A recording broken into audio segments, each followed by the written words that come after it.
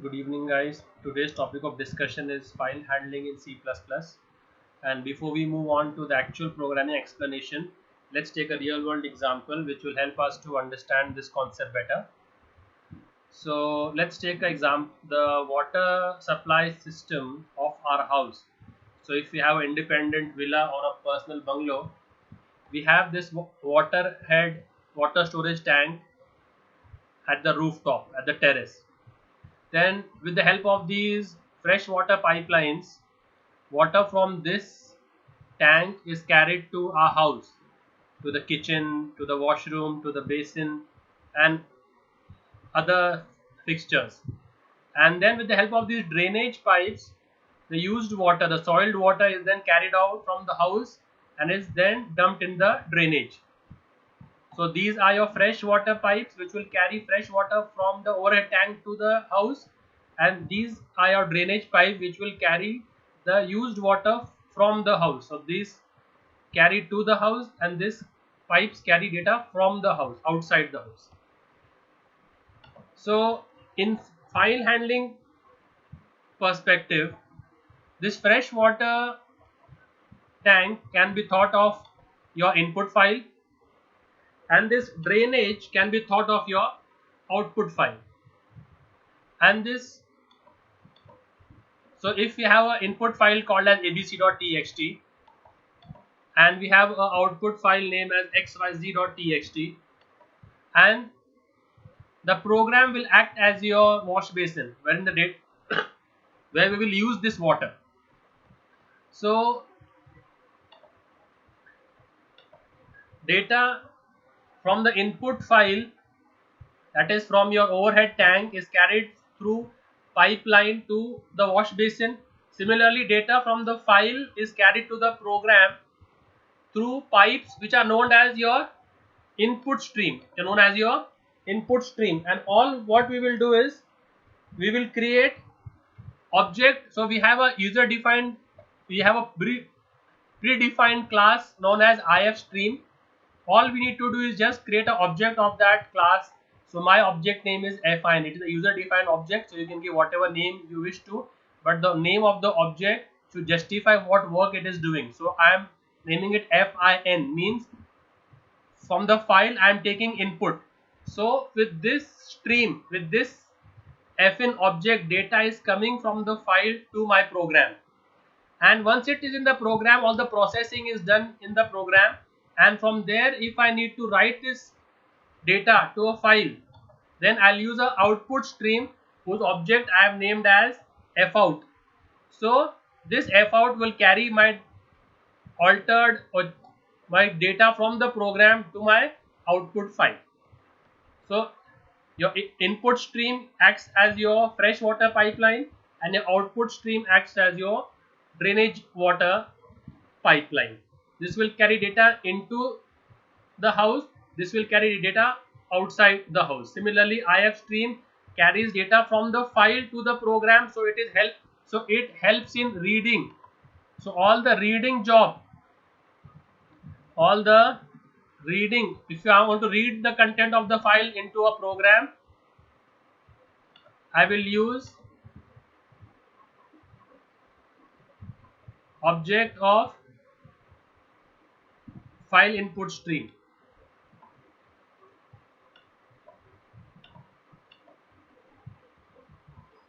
and this does the writing job. So if I want to write to a file, I will use object of oft. So this was more or less a rough example. Now let's take a in detail example how this concept works. So as discussed earlier, we have the file which is stored on the hard disk, and through the input stream the data is carried into the program. So this arrow is carrying the data inside the program. So I am using if stream over here, and this arrow is carrying the data outside the program. So I am using of stream over here.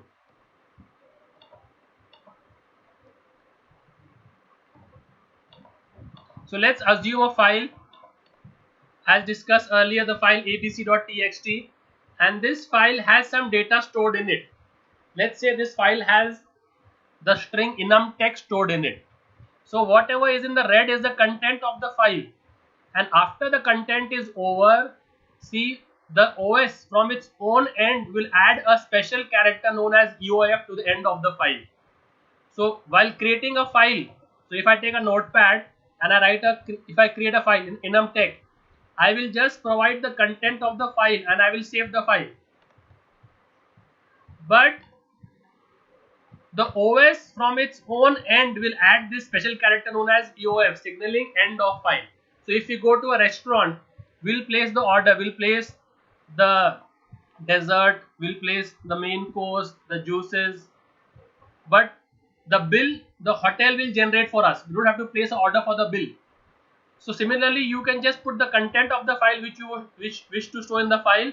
EOF, the OS will put from its own side at the end of the file, signaling end of the file. So we have how many characters? We have E as one character, N as one character, blah blah blah, and EOF also is a special character. So if I wish to read the file character by character, I have a function called as get, which we'll be learning in detail later on. And if I read the file character by character, so if I read E, then I read N, then I read U, I'll use a function called as get. But if it is a long file, so I have thousands of lines in that, so reading character by character will be too slow. So I can read the file line by line also, maximum of 80 characters at one time. So if I wish to read that, I can use the function get line. So in this example, we will be using the function get because the content in the file is very small. So we can read it character by character. So first character which I will read will come through my input stream. So the first water droplet will come through this pipe to the house. Similarly, the first character E will come to the program using this input stream. So what is then the input stream in the first iteration? What do we have? E. And do we have any? So if E is coming from this pipeline to the program, we should have someone to receive that E. What type is E? Is it an integer? Is it a character? Is a float? So E is a character. So we have a character variable ch which will receive the E. So I will read the file. So first I will read E, then I will read N and blah blah blah till I don't encounter EOF. So if this is my table, so in the first iteration, what will be in ch? E. Second iteration N. Third iteration, so this will be, there will be a loop running. We'll run a while loop and we'll read the file from the start to the end. How do I know it's the end? Until I don't get the EOF. So have I retrieved the EOF till now? No. So I'll keep on reading. Now at the 9th character I have received EOF. Now the loop will terminate over here. So this is how you read the file from head to toe, from start to end in a programming sense. And once you get that in the variable ch, is up to you. So if I do cout ch, so in the first iteration it will cout me E. It will print E on the console. Then in the next iteration it will print N on the console. Next U, blah blah, like this. It will keep on printing whatever data I am reading till I read the last character. Clear? Now let's do some notes on file handling.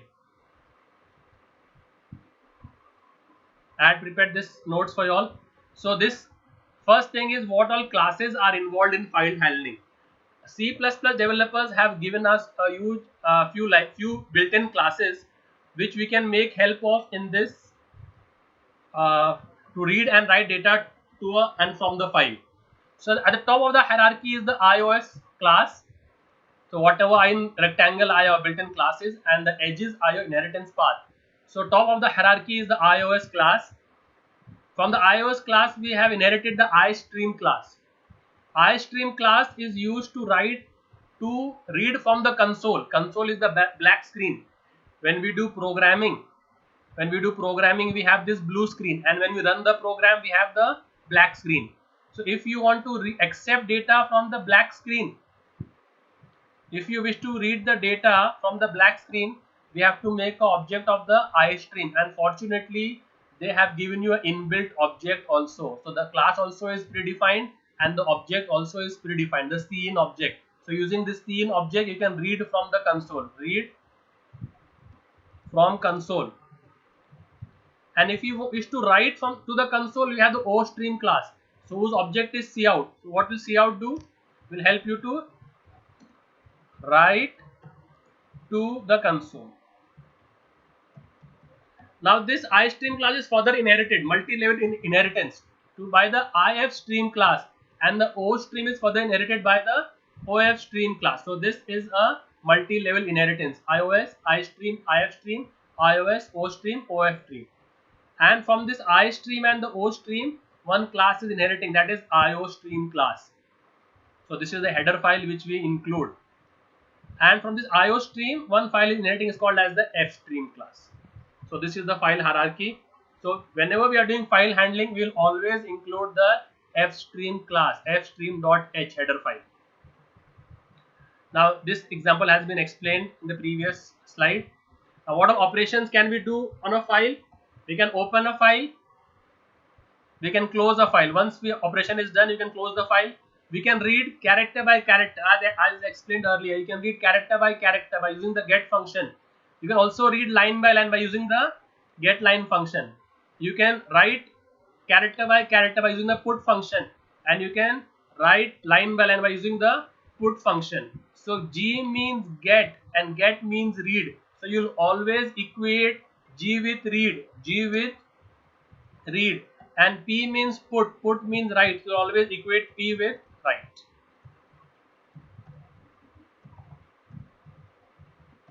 Okay. Now what all classes do we have in file handling? As discussed earlier, we have the OFStream. OFStream is to write information to the file. So IFStream is to read data information from the file, and you can read and write simultaneously. You have a class which will help you to read and write, not simultaneously, one at a time.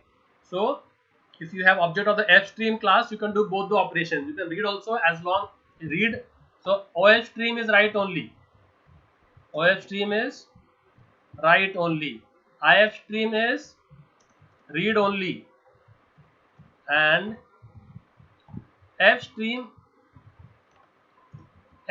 will help you to do both, read plus write, but one operation at a time,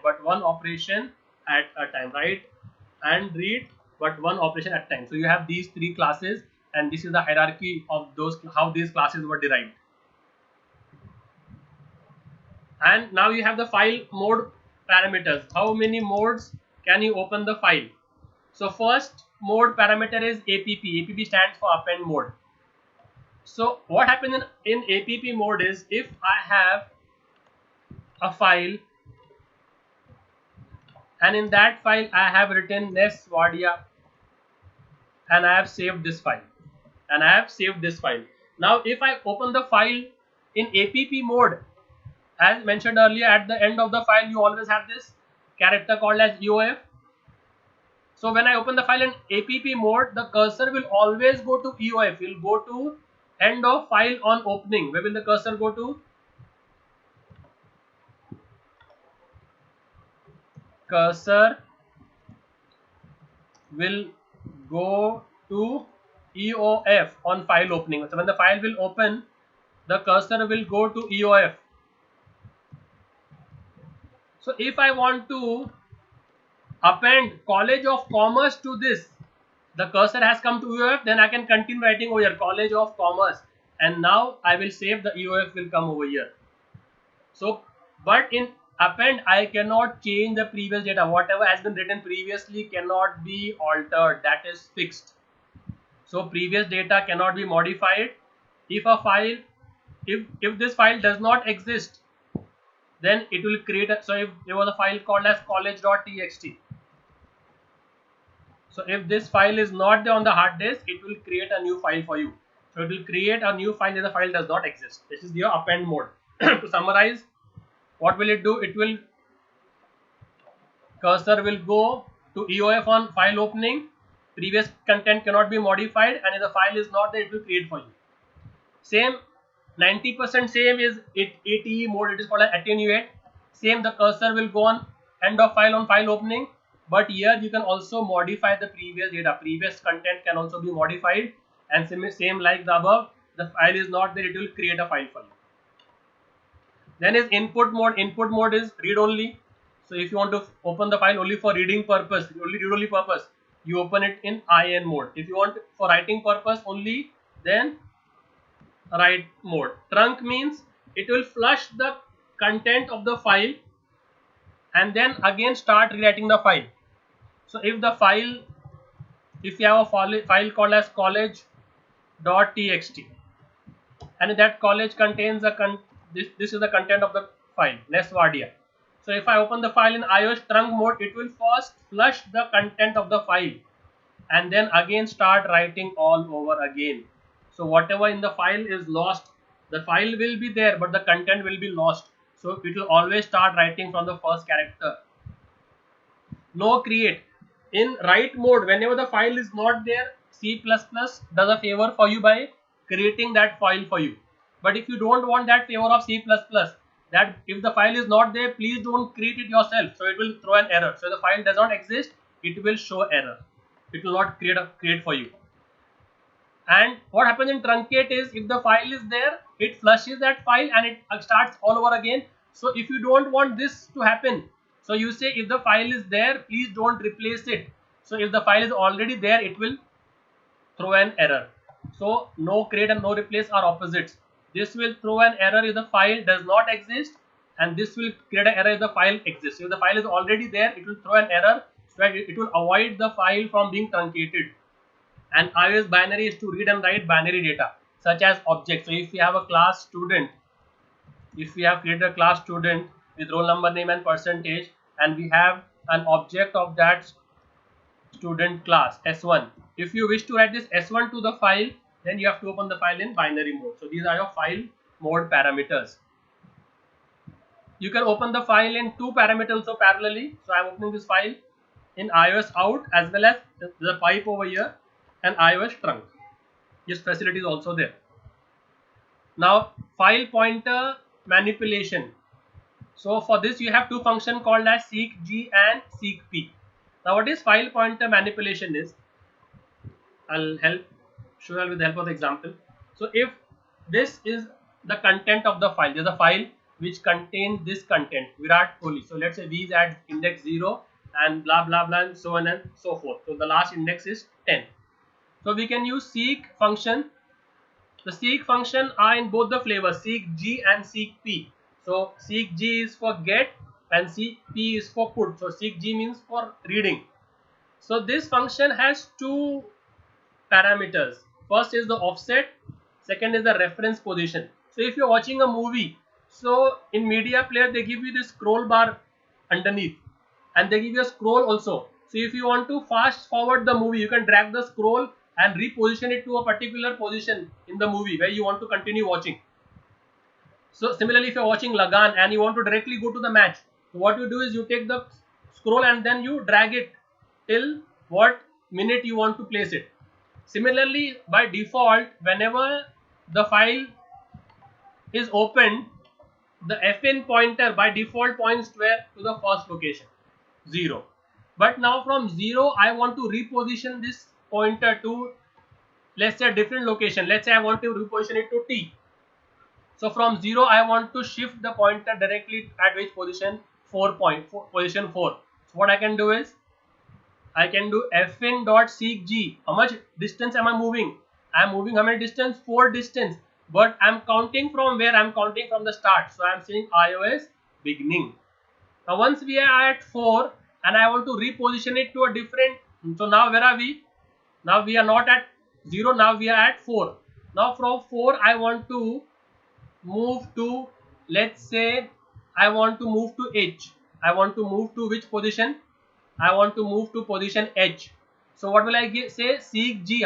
How much is distance? What is the distance from T to H? 1, 2, 3, 4. So I'll say 4. From where? What is the reference point? From the current position. So from the current position, move 4 positions. So it will move to H. If I want to start counting from the start, then how many will I move? I'll move 8 positions. But that counting will be done from the beginning. So if I'm counting from the beginning, I'll give iOS beginning. and if I'm counting on the current position, I'll give iOS 8. So now we will the cursor come to H. Now from H I want to go to L. So I'll say 1 with reference to the current position. And if I want to count from the beginning, I'll say 9 from the beginning. And if I want to count from the end, I will say -1 from the end. Okay. Now from L, let's say I want to go to R. Now assuming now we are at R, now we'll do a small exercise, a small drill.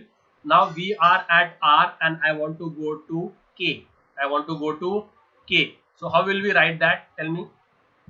So it will be from the current, from the beginning. If I want to begin from 0 to 6, how many? 6 beginning. And if I want to move from the current location, so current location will be 1, 2, 3, 4. So I'll be, so if I'm talking with regards to R, my current location will be 1, 2, 3, 4. So I will say what? I'll write what over here? 4. So if I'm at R, I will say 4 will take me to, and if I want to count from N, what will I say? 1, 2, 3. So the pointer is over here. Then 1, 2, 3, and 4. So I'll say -4, and it will come to the end. So this is your seek G. So offset and reference position. Now let's do some programs also, which will help us to understand these concepts better. So first program which I am doing is read the file and display content on the console. See, I am displaying the content on the console. So whenever we are doing file handling, we always will include the fstream.h, and as usual we always do IO and connew. Void main character ch, because I'll be reading character by character, and as I'm only reading, so will be making object of only the if stream fin and attach it to the file input.txt. Now if this file is not there on the hard disk, if the fin.txt is not there, so I will check. If not, which pointer? Fin, because fin is attached to input.txt, right? So if not fin, I'll throw a message on the screen, file not found. When will it go into else? Now this is the standard template. Please learn by heart this template. So these lines, line number 7 to, let's say, line number 18, memorize them, because all the program will have this and same format. So if not fin means this file is not found, so I'll throw a message on the screen, error message, file not found. When will it go into else? It will go into else when the file has been found. Now I have to iterate through the entire file, right? As shared in this file, we have to iterate through the entire content from E to EOF. So I'll have a while loop over here. And what will be the condition? Till I don't, what is this operator? Not. Till I don't get the end of file. Of which file? fin. And where is fin pointing to? Input.txt. So till I don't get the end of file character, keep on looping. So this loop will go on. So in the first iteration, fin.get, get a character and store it in the ch. So which character will it get? It will get me the e character. Now what to do with this e? I have to show on the console. So what is the operator to show on the console? Cout, and I will cout ch. So what will be on the console? E. While again, next character EOF, what is n? N is not end of file, right? Store it in ch and output this on the console. So like this, when the loop will run, I will get enumtex. And when it finally reads EOF not equal to EOF, apple not equal to apple is false, because apple is equal to apple. So when EOF not equal to EOF, the loop will terminate, and the last line of main is always get ch. This is a simple program. Next program is read the file and copy its content to another file. So this will be doing such a scenario. We'll read from abc.txt and writing its content to xyz.txt. So I am reading from which file? abc.txt. I am writing to which file? I am writing to xyz.txt. So this file is for reading. So I am using which stream over here? IF stream. And this file is for writing. So I am using which stream over here? OL stream. Object of IF stream is fin. Object of OL stream is fout. These are my user defined objects. You can change the object name if you wish to. Now if the input file is not there, I will say file not found. Else, when will it go into else? When the file has been found. Now again same thing. Till I don't get the EOF character, read a character from the file, store it in ch. Now where will I put this ch to? Fout, not cout, because cout was for the console. I will put this character into fout. Fout is attached to whom? Fout is attached to xyz.txt. So xyz.txt was blank. Now it will have, after the loop is completed, it will have enum text stored in it.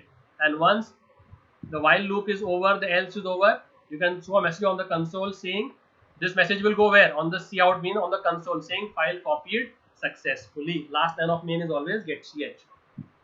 Third program, read a file and count number of vowels in that file. So if this is our file and this is the content of the file, enum text, how many vowels do we have? E1, U2, E3, we have 3 vowels. So character ch, and I'll take an integer variable count, initialize it to 0, take IF stream, fin input, same thing, if not fin, file not found, else we'll go in the while loop. From the file, get a character, store it in ch. And if ch is of any of the vowels, if it is a or e or I or o or u, it will increment the count. So it will increment the count. And once this is if finished, this is while finished. Once the while is over, so in the first iteration, what did it read? E. So is e over here? Yes, count will increment, count will become 1. Next, what did it read? N. Is n a vowel? No, so count will be 1 only. Next, what did it read? U. It will increment, yes. Next, what did it read? M. No. Then what? E N U M T. T is still not a vowel. 2. E. Yes, it is. E N U. Then see. First, when it reads E, yes. When it reads M, no. N, no. 1 only. U, yes. M, no. T, no. E, yes.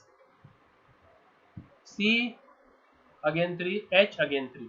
So the last value of count is 3. So after the loop finishes, it will display number of vowels in the file are count. Number of vowels are 3. Similarly, if you are told to count the number of words in a file, so if I have a bar of chocolate and I want to split it among 2 kids, how many cuts will I make in the bar? Yeah, 1 cut. So by making 1 cut, how many pieces will I have? 2. So the number of pieces is 1 more than the cut. So if I want to distribute it among 3 kids, I'll make 2 cuts. So the number of pieces will be 1 more than the cut. So similarly, I'll read the spaces. So if in the file I have written Virat Kohli, how many space? 1 space, but how many words? 2. So I will just read the number of spaces, how many spaces I have, plus 1, the number of words I'll have. So same thing.